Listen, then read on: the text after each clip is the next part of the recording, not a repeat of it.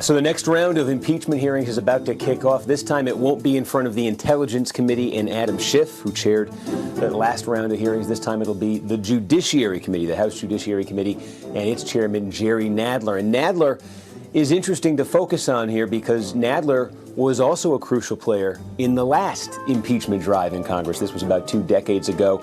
Bill Clinton was the president. Republicans moved to impeach. Nadler was defending Clinton, was opposing the idea of impeachment in 1998. He gained a lot of notoriety. A lot of Democrats, a lot of liberals around the country really liked Jerry Nadler in 1998, leading the case against impeachment. Of course, Democrats were the minority party in the House in 98. Now they're the majority party. Nadler will chair the Judiciary Committee in its impeachment proceedings against Donald Trump. And so we thought we would take a look back at what Nadler was saying 20 years ago on the subject of impeachment, and how does it hold up to what he says now.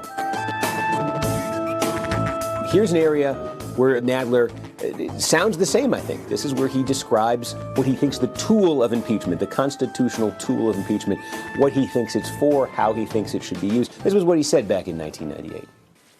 It is, in fact, a peaceful procedure for protecting the nation from despots by providing a constitutional means for removing a president who would misuse his presidential power to make himself a tyrant or otherwise to undermine our constitutional form of government.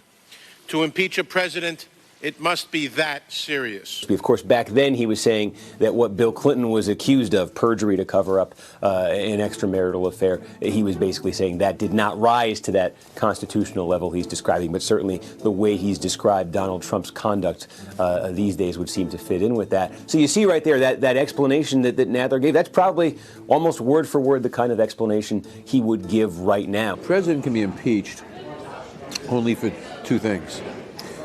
Only for misuse of presidential power while president, or for cheating in the election that gave him the presidency.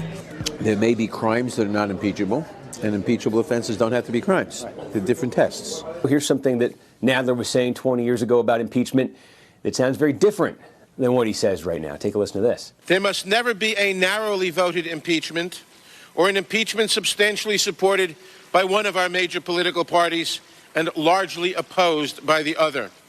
Such an impeachment would lack legitimacy, would produce divisiveness and bitterness in our politics for years to come, and will call into question the very legitimacy of our political institutions. So there you have Jerry Nadler making the case in 1998 that you can't have a one party leading the drive for impeachment and the other party being against it. You need to have bipartisanship, he was saying. Of course, back then, it was basically every Republican, just about every Republican, there were a few exceptions, in favor of impeaching Bill Clinton, and basically every Democrat against it. But of course, 20 years later, that lack of bipartisanship still very much a thing. You had that House vote to open the impeachment inquiry. Every Republican voted against it. 2 Democrats voted against it. Every other Democrat voted for it. If you have no Republican member of Congress supporting it, does that mean it can't happen? When you start the inquiry, you know what the evidence is, or you should know enough of the evidence. Otherwise, you shouldn't start the inquiry.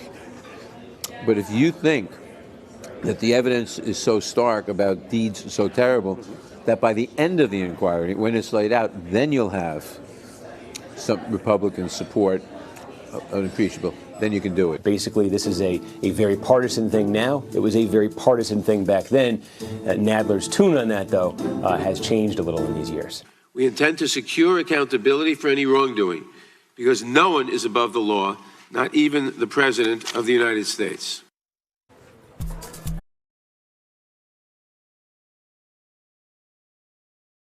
Hey, NBC News fans, thanks for checking out our YouTube channel. Subscribe by clicking on that button down here and click on any of the videos over here to watch the latest interviews, show highlights, and digital exclusives.